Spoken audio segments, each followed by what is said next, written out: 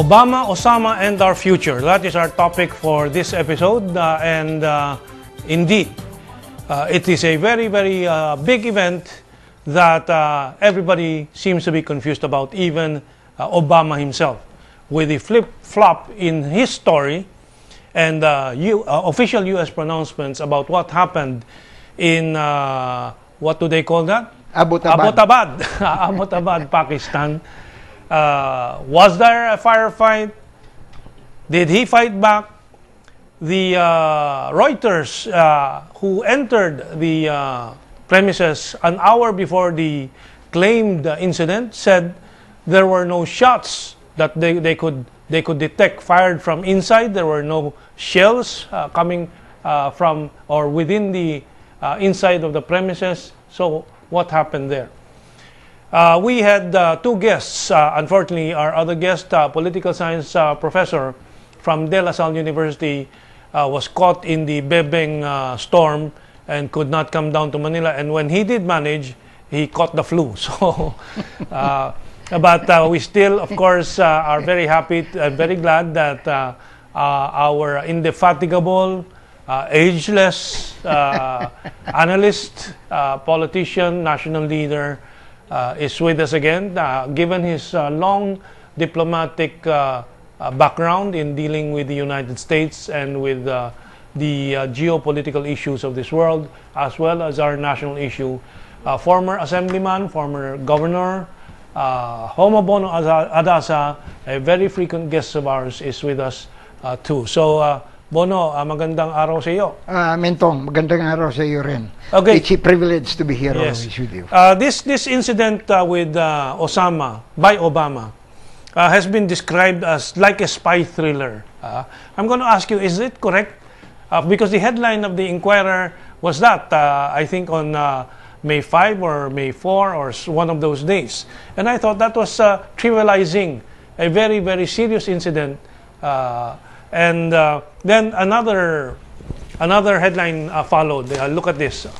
Al-Qaeda vows revenge on the U.S. And this is quoting basically the American media, which should have been examined, because the American media was citing a source that is very poison. This is the download we have from Alex Jones of Infowars.com and Prison Planet. U.S. government contractor claims, quote, Al-Qaeda, unquote, has confirmed Bin Laden's fairy tale, the Bin Laden fairy tale. And what does this mean? The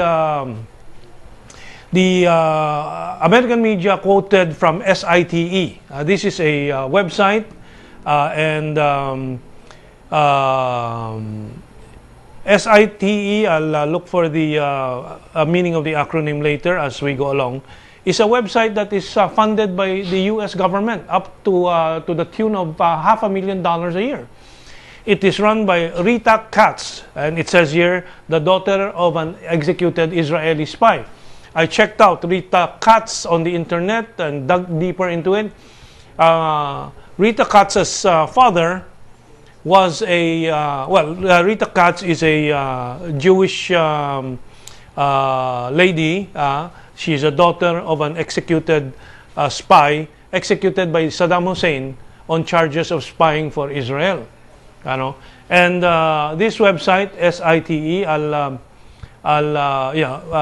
it's an intelligence, SITE intelligence group. I'm still looking for the... Maybe Israel. No. I'm sure it's intelligence, but we'll have it a little later on as we look at this. Has been caught red-handed releasing fake Al-Qaeda tapes on very many occasions in the past. So there is a lot of confusion, there is a lot of disinformation, and we hope in this program we will help the audience and the public figure out a few things for themselves by bringing them the information directly. But let me ask Bono Adaza, overall, what are his impressions of what has happened? Bono. Well, not just as a commentator of events in this country and the world, but specifically as a lawyer. It's strange that there is no body of Osama bin Laden. No?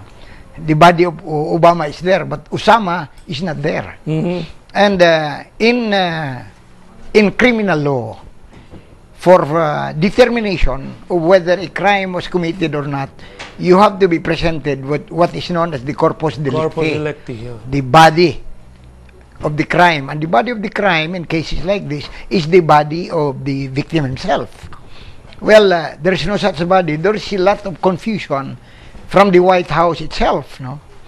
Because the White House stated initially that there was a firefight. And then the day after, there was no firefight.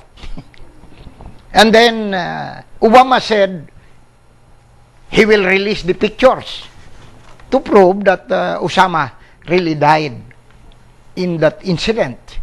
The following day, he also changed his mind that no pictures will be released because it will be utilized by the propaganda machine of the anti-American groups in the world.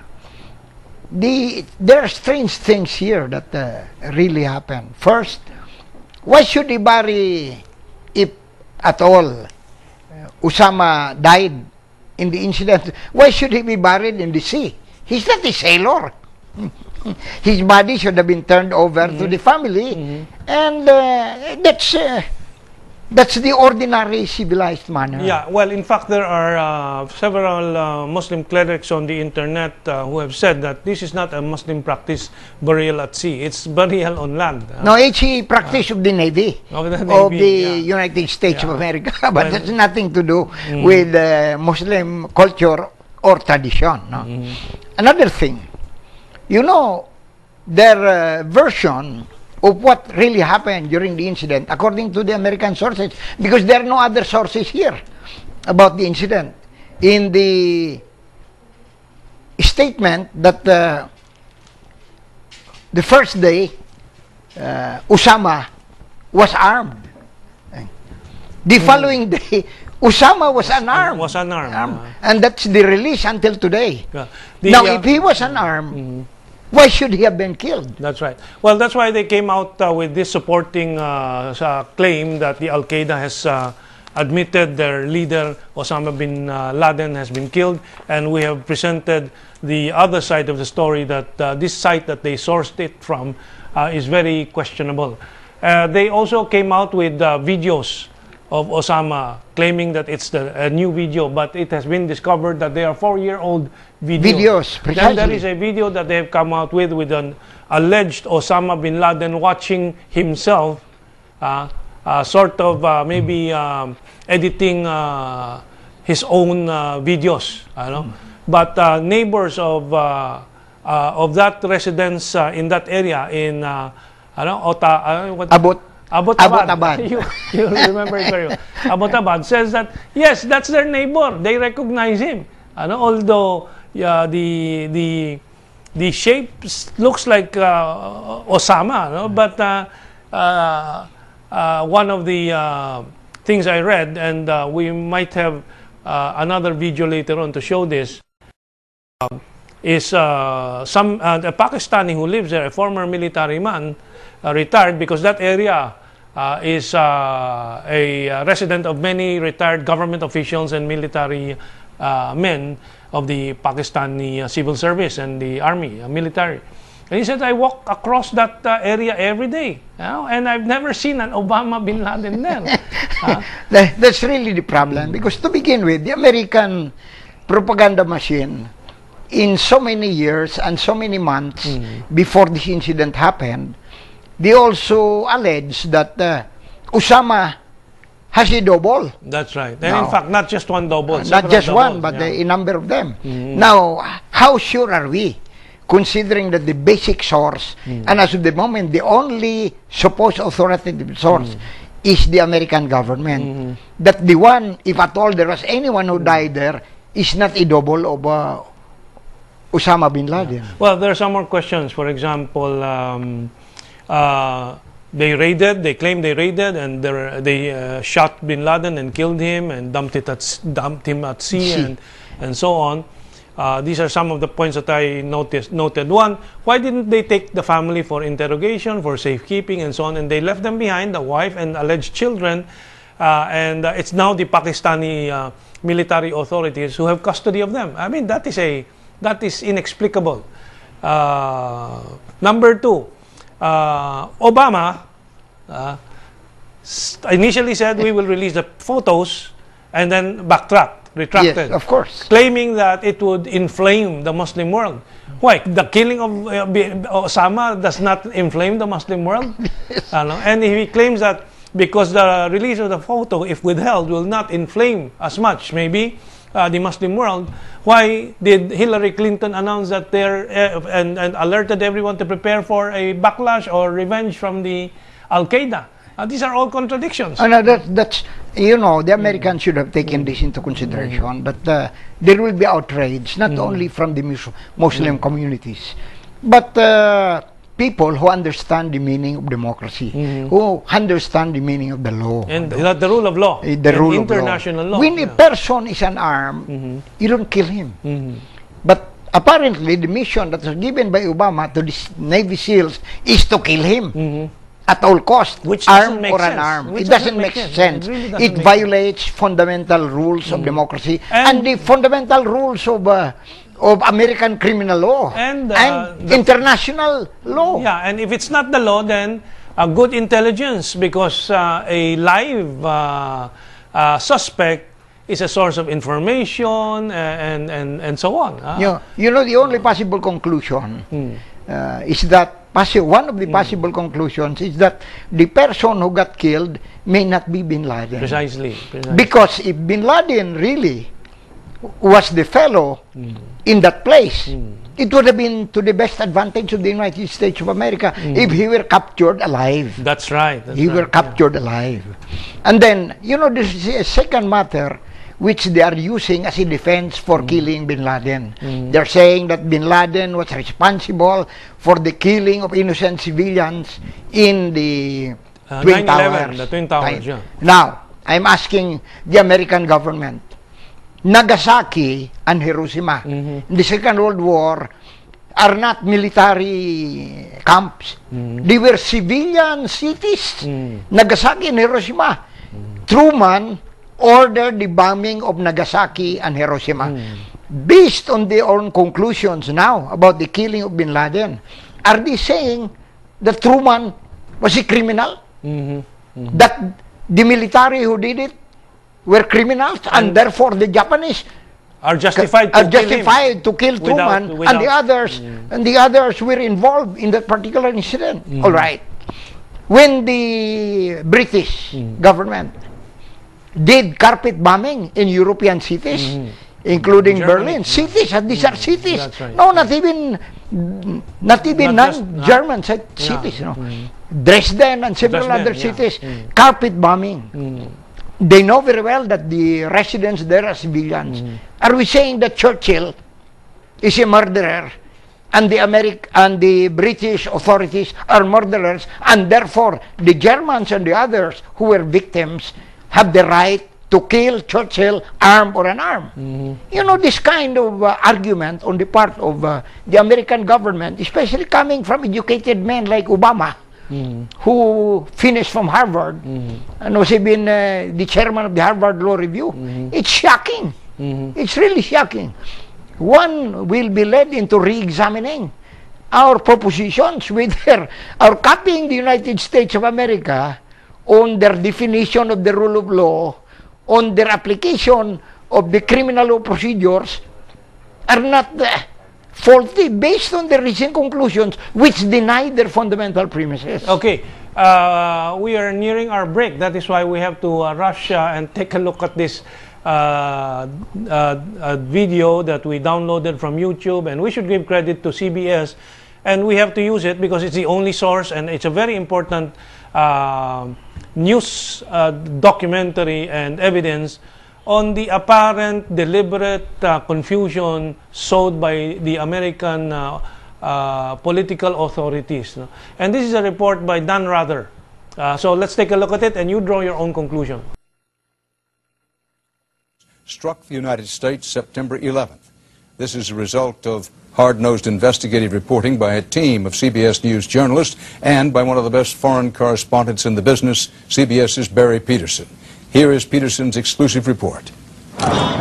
Everyone remembers what happened on September 11th. Here's the story of what may have happened the night before. It is a tale as twisted as the hunt for Osama bin Laden. CBS News has been told that the night before the September 11th terrorist attack, Osama bin Laden was in Pakistan. He was getting medical treatment with the support of the very military that days later pledged its backing for the U.S. war on terror in Afghanistan. Pakistan intelligence sources tell CBS News that bin Laden was spirited into this military hospital in Rawalpindi for kidney dialysis treatment. On that night, says this medical worker who wanted her identity protected, they moved out all the regular staff in the urology department and sent in a secret team to replace them. She says it was treatment for a very special person. The special team was obviously up to no good. The military had him surrounded, says this hospital employee who also wanted his identity masked. And I saw the mysterious patient helped out of a car. Since that time, he says, I have seen many pictures of the man. He is the man we know as Osama bin Laden. I also heard two army officers talking to each other. They were saying that Osama bin Laden had to be watched carefully and looked after. Those who know bin Laden say he suffers from numerous ailments, back and stomach problems. Ahmed Rashid, who has written extensively in the Taliban, says the military was often there to help before 9/11.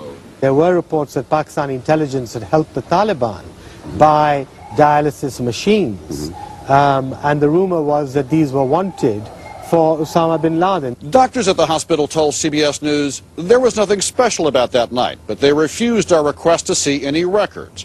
Government officials tonight denied that Osama bin Laden had any medical treatment on that night.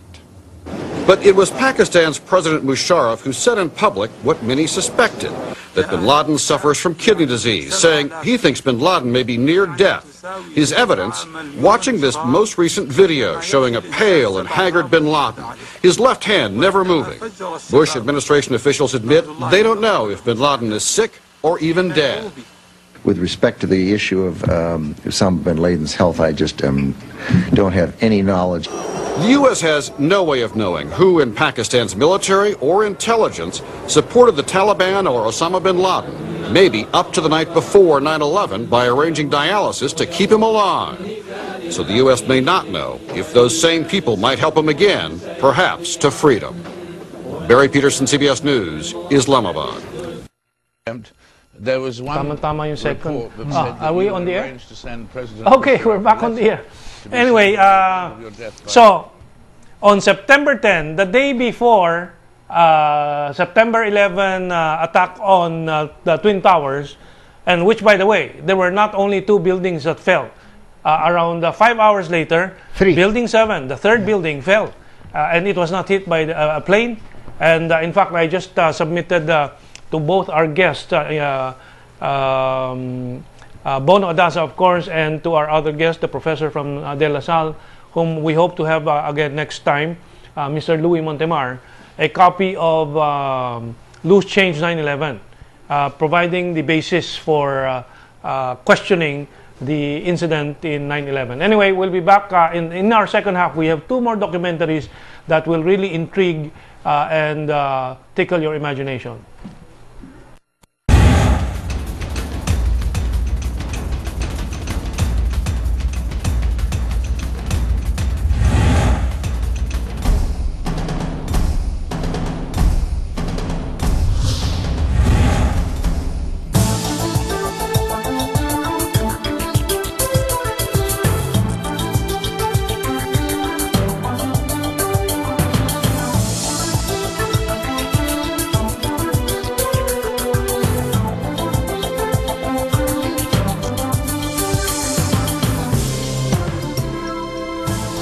So, Bono, what do you make of that report? That was done January 28, 2002, around 4 months after, just around 3 months, 4 months after 9/11. In fact, some other websites say that there were also American operatives with the Pakistani military in keeping and holding bin Laden and giving him kidney dialysis.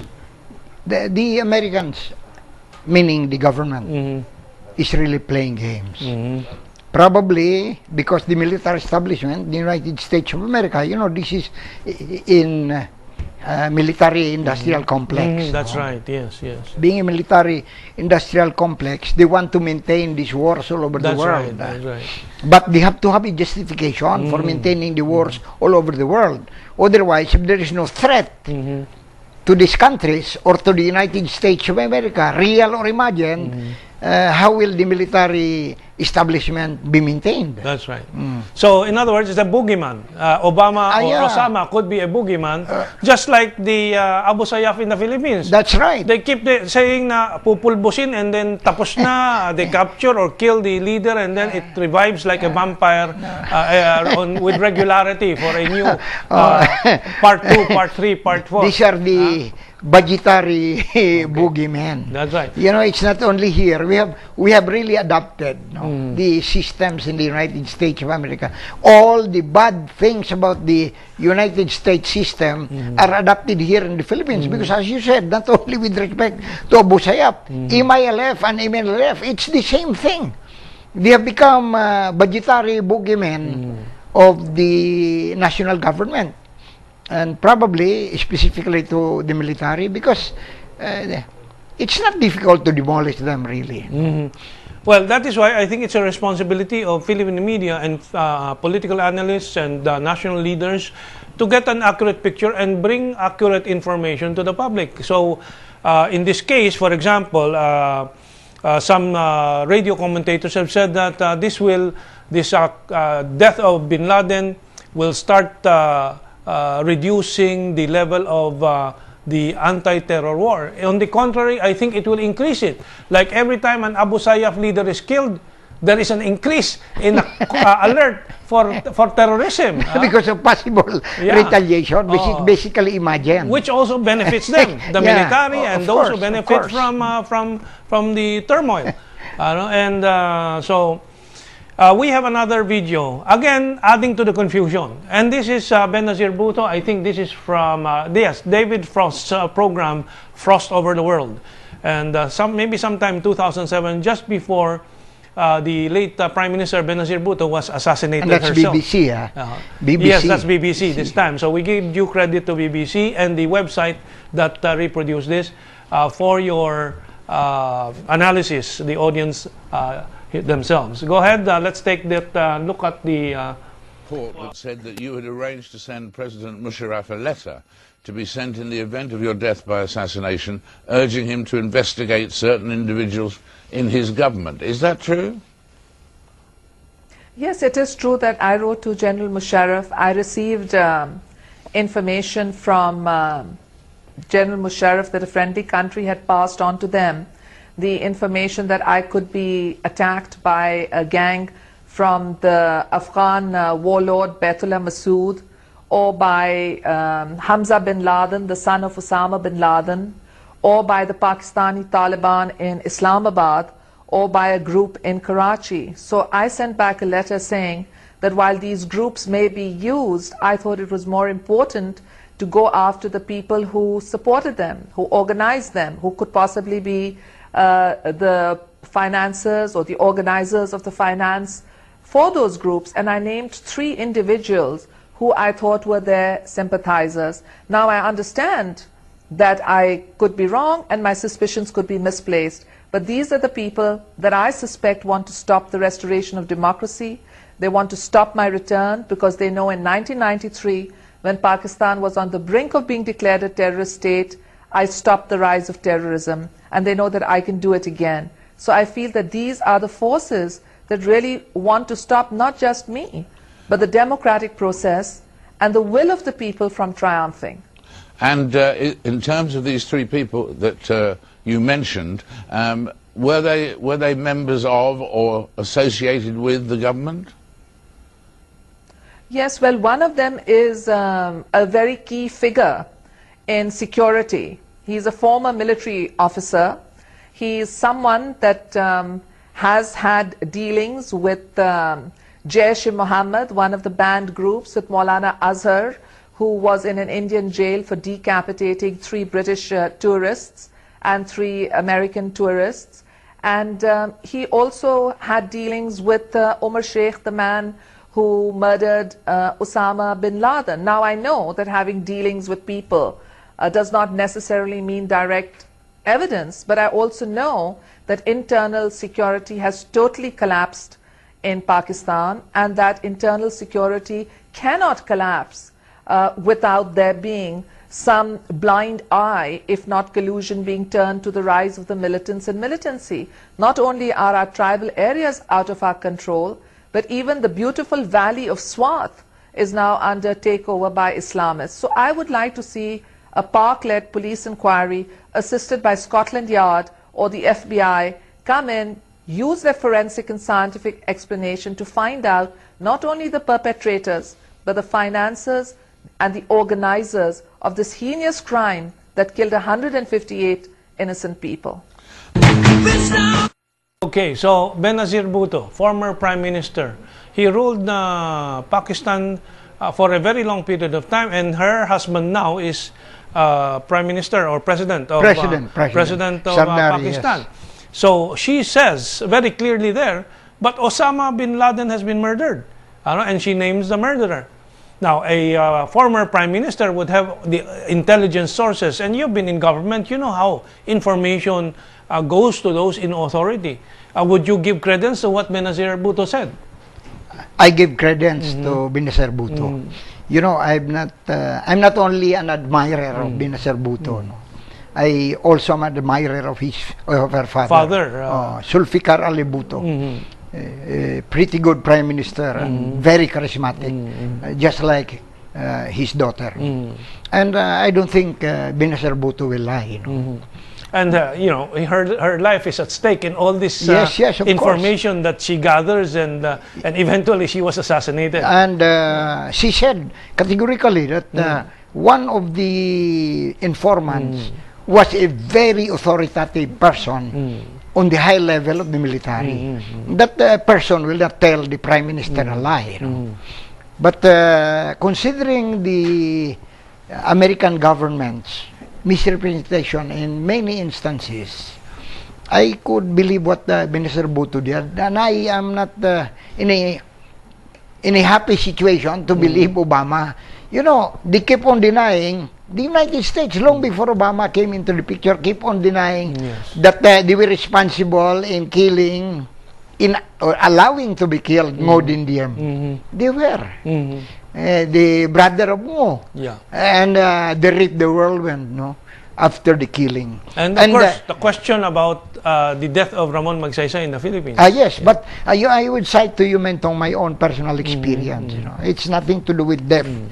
But you know, the Americans here were always telling us. I've been talking with people, the political officers, during the time of Marcos and Cory, when I was trying to help them, believing in the misrepresentation of our own leaders in the opposition, that the Americans would really help us. I told them, John Maisto and Jim Nack, both political officers of the U.S. Embassy, yes. Tried to help us to depose Marcos. You know their reply? Ano, Bono? Deposing Marcos is your business. You depose Marcos, and then after that, we talk. Well, which is correct. Technically correct from the public point of view. But they were not they were participants in trying to depose Marcos in the Philippines. They were doing a lot of things to depose Marcos. And when Doya, Laurel, and I went to the United States of America, and believing also, Doy, that we really could change American policy in helping us here dethrone Marcos, at DuPont's circle, Doy and I sat down with his classmates in Yale who were undersecretaries, no? And we were told the same nonsense, that you know, Doy, we cannot intervene in the affairs of the Philippines. You have to do your best to get rid of Marcos, and after that we can talk. Yeah, that's a lot of nonsense. Here, in 1980, I became governor of Misamis Oriental, one of 2 opposition governors. You know, John Maisto was asking me, Bon, did you already get your invitation? I said, Invitation for what? No, the Australian government is inviting you to be a visitor in Australia for 1 month.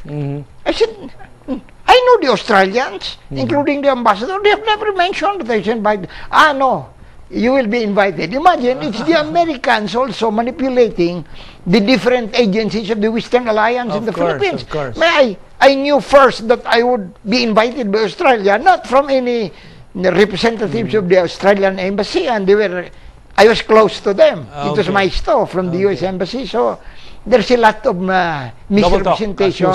Double talk, just like George Orwell's Animal Farm? 1984. 1984. Double speak. Okay. Now, we have one more video clip, and this is very important because this is, aside from the interviews of young people in Pakistan who view things very differently, it's a CIA agent who had cornered bin Laden already but was told not to move.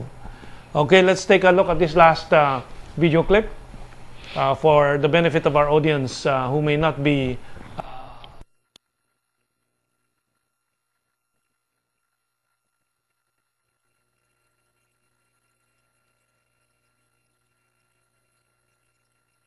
Then, a surprising assessment that shows the distance between our political cultures. When I asked about Osama bin Laden's latest audio tape, one of them answered with a question of her own.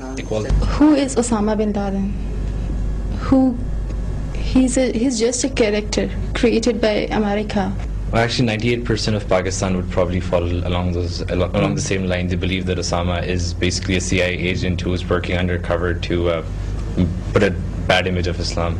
Really? So that there is no Osama bin Laden? A lot of them find it difficult to believe that such Muslims could actually exist. We could all drive an hour from where we are right now and find many, many people who stand by what Osama bin Laden says in the spirit of Islam. To be quite honest, that's a very marginalized section of Pakistani society. Islamic extremism that you find here did not really exist in Pakistan pre 9/11 or pre the Musharraf government.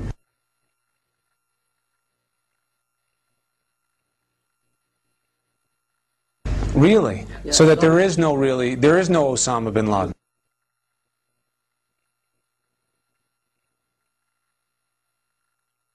That Osama is basically a CIA agent who is working undercover to put a bad image of Islam. In an exclusive interview with Newsweek, the CIA field commander in Tora Bora during the invasion, Gary Burnson, broke his silence. He explained that his intelligence operatives had tracked bin Laden to Tora Bora. Mr. Bernstein feels so strongly about getting this story out and getting his book published that he actually resigned 2 years short of retirement from the CIA in order to publish his book. At the time of this interview, he was required to speak through his attorney until the CIA cleared his book for publication. At various points in time, they did have, to my understanding, definitive intelligence as to his general location within Tora Bora. I can't go into detail as to the actual sources of the intelligence and the collection methods because those remain classified. However, we had Osama bin Laden essentially cornered in Tora Bora, and for whatever reasons, we did not do what was necessary in order to ensure that he did not escape. Of course we're after Saddam Hussein, bin Laden. He's isolated. He's just a character created by America. According to investigative reporter Seymour Hersh, the Bush administration with Saudi Arabia is secretly funding radical Sunni groups, some with ties to al-Qaeda, to counter Shia groups backed by Iran. A lot of them find it difficult to believe that such Muslims could actually exist. There is also no evidence that bin Laden used the term al-Qaeda to refer to the name of a group until after September the 11th. When he realized that this was the term the Americans had given him. Okay, so those are my alternative sources of information: Corvette Report, InfoWars, Prison Planet. I go to Press TV of the Iranian news service.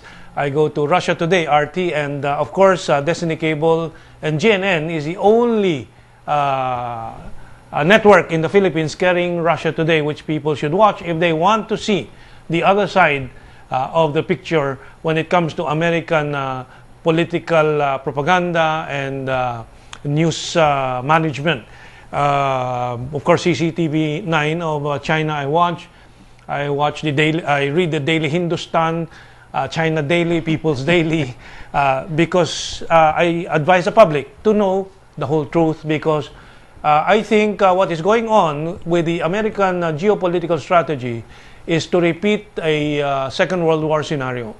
The attack in Africa on Libya and Cote d'Ivoire is ultimately to dominate Africa and deny China the oil sources there, as well as in the Middle East. Then an oil embargo, which of course everybody knows China needs tremendous amount of oil to continue fueling its industrial capacity and so on. This would require a very extensive discussion, and we will have one again with our political scientist, Mr.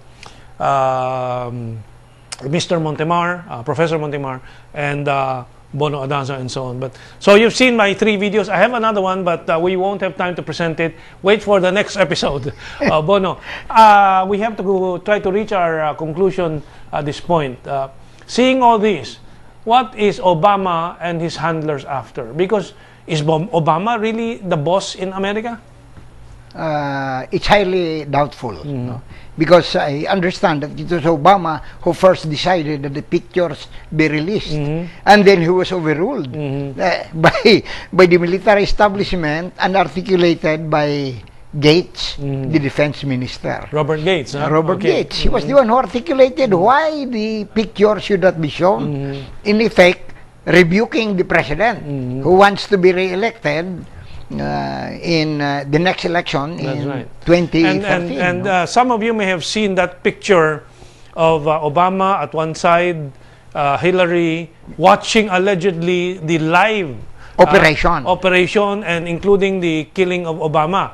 And Hillary was Osama. I keep mixing up those two. I think a lot of people mix up those two. Do not use the word the killing of Obama, because you might be charged with plotting. Even Fox News made that error when they put on print on their card-gen, Obama killed. No, because you see, the words are idiom-sonance with each other. The sounds virtually the same. Obama, Osama. Yeah. Well, I don't know if there is any psychological ploy behind that. No? But you've seen that picture where Obama is there allegedly watching the live action, and Hillary grasping her jaw and as if in shock. And then later on, Leon Panetta, chief of the CIA and now defense secretary, says, no, they never saw the live action. There was a 25-minute blackout of the operation. So why that lie? And then Hillary later clarifies when she was questioned, why were you so shocked? And she said, no, it's an allergy. It's really so full of holes. It has nothing to do with the allergy of the face. It's allergy on the level of the mind. Okay, it's an allergy to the lie that they were playing out. Okay, well, we are in our last 3 minutes. So, what does all this imply for the Filipino future? I said my piece already that these large, historically significant nations think in terms of 50 years, 100 years. Mao Zedong, when asked by Nixon during his visit about the changes in Europe, in France, and what the impact is, Mao Zedong said, we'll know in 1,000 years. That's how they think. But here, our politicians and national leaders think about the Pacquiao game, and after what they will do. They're not yet even in Congress. 91 of the congressmen have not reported for Congress after going to watch Pacquiao. Philippine leadership is circumscribed by terms fixed by our elections. They don't go beyond. As a matter of fact, if at all they have any vision of the country, it does not go beyond their pockets. They have really no concrete visions of the country. I keep on reading the same thing all over and over again, from the mouth of presidents and from the mouth of babes, because the president sometimes sounds like a babe, the other people who are surrounding him.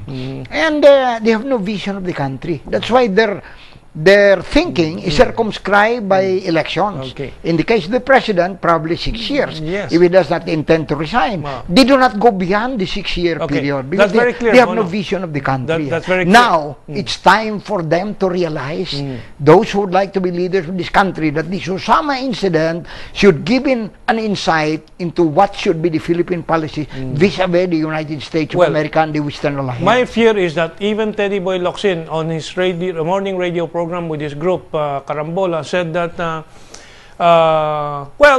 this should make us welcome the U.S. bases or the U.S. presence back in the Philippines. My reaction is that is, again, restoring the magnet for nuclear attack from whatever country that may be at war with the U.S. in the future. I'm not surprised with the statement of Teddy Boy because, you know, Teddy Boy is like Obama. He keeps on changing his mind.